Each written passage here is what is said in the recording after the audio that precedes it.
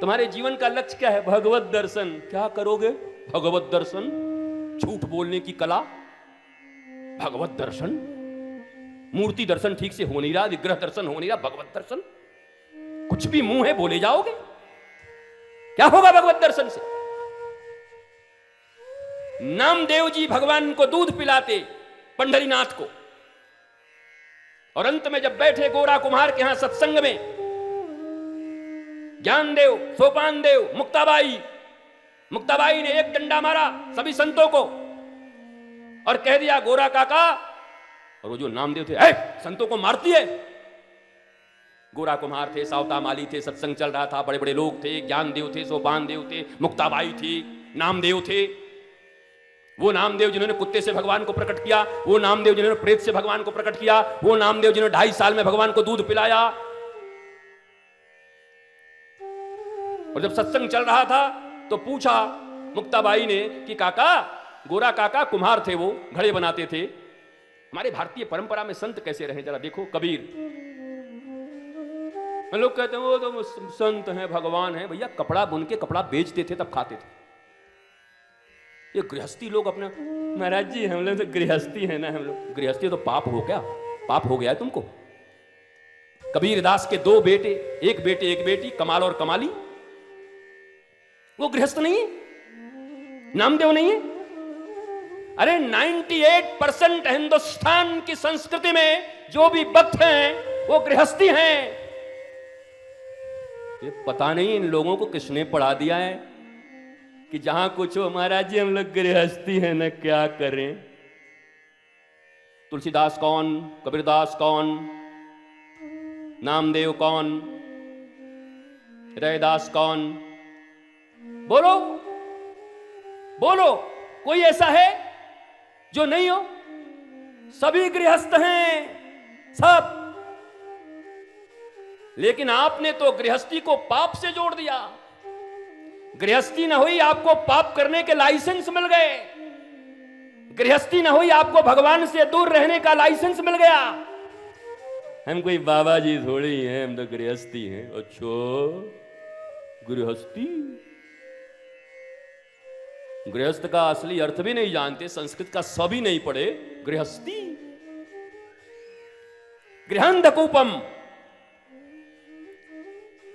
प्रहलाद और हिरण्यकश्यप की जब कथा आती है, हिरण्यकश्यप पूछता है कि प्रहलाद तू बता मेरे बारे में कुछ।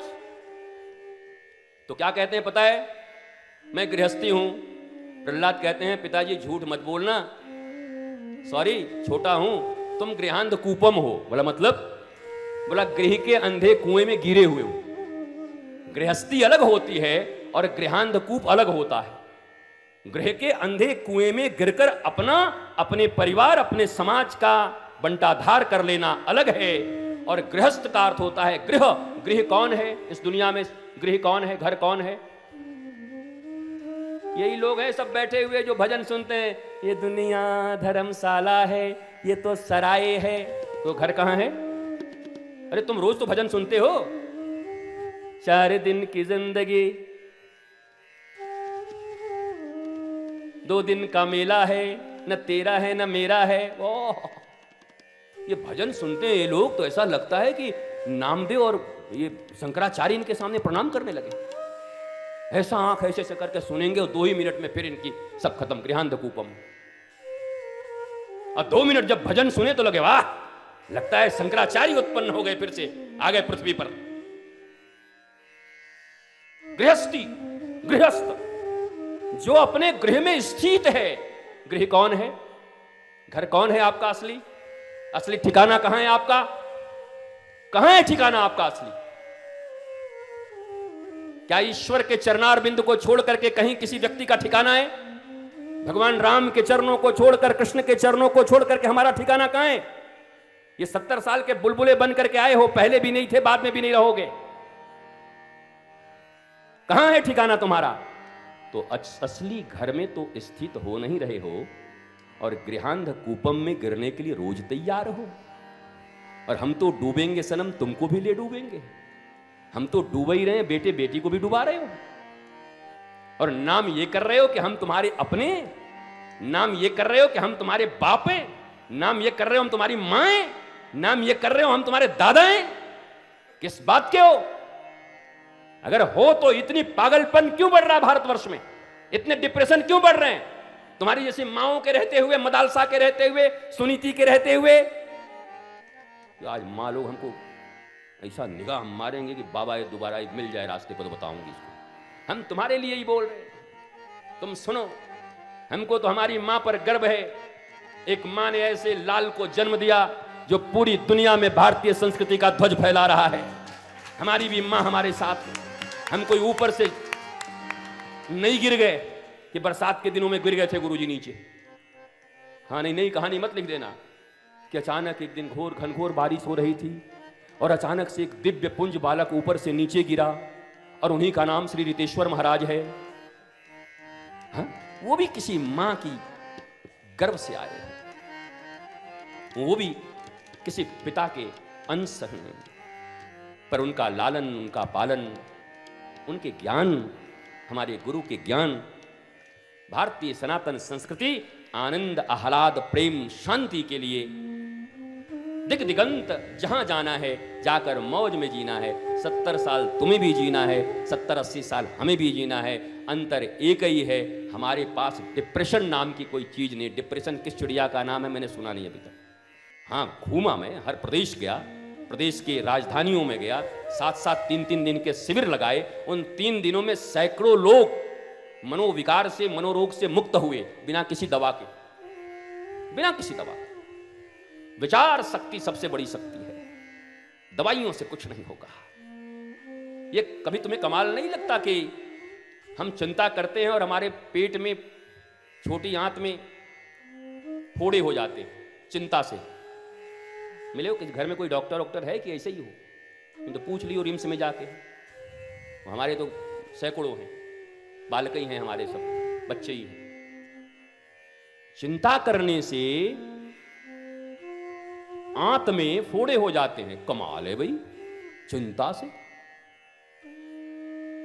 क्यों? इतने एसिड्स हैं बॉडी में, रासायनिक प्रतिक्रियाएं सब समय हो रही हैं। हार्मोन्स और एसिड्स का सेक्रेशन आपके विचारों पर निर्भर करता है। अगर आप प्रसन्न हैं तो कोई ऐसे हार्मोन्स, कुछ ऐसे अम्ल, कुछ ऐसे क्षार निकलते हैं जो आपके शरीर को तंदुरुस्त करते हैं। जब आप दुखी होते हैं, डिप्रेस्ड होते हैं, तनाव में होते हैं, तो अंदर भी आपके वो खतरनाक एसिड आपकी कोमल कोमल उन त्वचाओं को जो अंदर में है, आंतों के भीतर, उसको डैमेज करती हैं, नष्ट करती हैं। अब ये रोग मन से हुआ कि किसी और चीज से, मिर्ची से हुई? बताओ। तुमने दुनिया में देखा है कभी किसी ने शराब नहीं पिया उसको कैंसर हो गए? कई बार ऐसा, लीवर कैंसर, बोला मैंने कभी पिया नहीं शराब, हो गया।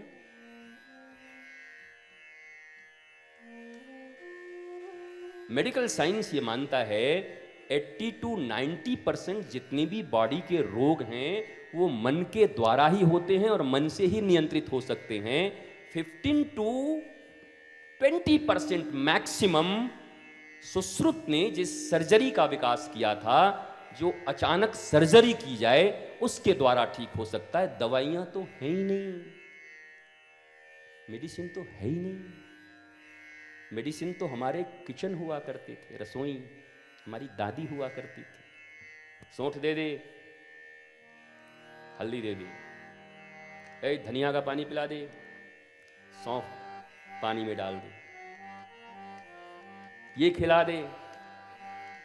ये 4 इयर्स के और 2 इयर्स के ऊपर से एमडी कर करके, ऐसे बैठ करके जो डॉक्टर तुमको ऐसे करके, इट्स वेरी डेंजरस। वो तो हमारी दादी कर लिया करती थी, अनपढ़ बेचारी, कहीं पढ़ी नहीं थी, रॉबर्ट्सगंज की थी, कुछ भी नहीं पढ़ी थी, ब्राह्मण फैमिली की एक ऐसी सुदृढ़ दादी कि एक को भी बीमार नहीं होने दी घर में बचपन में। तुम्हारी दादी क्या कर रही हैं? सास भी कभी बहू है देख रही हैं? कौन सा सीरियल देख रही हैं तुम्हारी दादी? जरा देखो, देखते देखते कितना परिवर्तन हो गया। आंखों के सामने मानो सब बिखर गया। आंखों के सामने ही सब बिगड़ रहा है।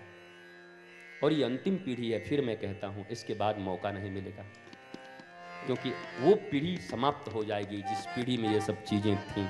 आज भी जो वृद्ध बैठे हैं हमारे बीच न देश में, मैं ये कह सकता हूं इस देश की सबसे बड़ी संपत्ति अगर भी कोई है इस देश में तो हमारे वो वृद्ध दादा और दादी हैं। उनके जाने से पहले सब सीख लेना, नहीं तो कुछ बचेगा। ये अंतिम पीढ़ी है मेरे माई बाप, अंतिम पीढ़ी। तुम्हारे पिता, तुम्हारे दादा दादी, नाना नानी, ये अंतिम पीढ़ी है।